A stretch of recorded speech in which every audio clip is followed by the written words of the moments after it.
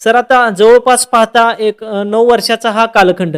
या 9 वर्षाच्या कालखंडामध्ये तुमच्या अकॅडमीमध्ये कोणत्या परीक्षांचा आणि भरतीचा अभ्यास केला जातो?